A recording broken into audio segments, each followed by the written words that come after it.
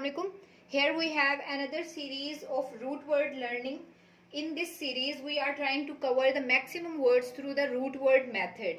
And in this root word we have the word VIV, V-I-V, which means life and live. Right? So the first word is convivial. So here is the spelling of VIV, VIV, VIV, VIV and VIV. So all these words relate with the life and live, right? So the first word is convivial, and the meaning of lively and friendly. The person who are very lively and friendly. So because we have VIV here, so VIV mean life and live. And vivacious. Vivacious mean full of life and energy. The person who has full of energy and life. Right, so these are the vivacious person. Convivial person are lively and friendly.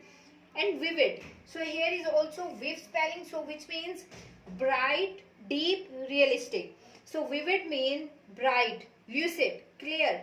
It's also mean clear, lucid, revive. The fourth word is revive. So here is also VIV, which mean restore, give new life.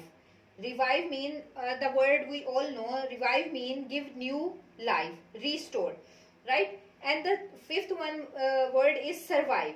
And survive also has VIV in its spelling. So survive mean ability to live. Ability to live mean the person who has ability to live. So it is all about the VIV series, which mean related to life.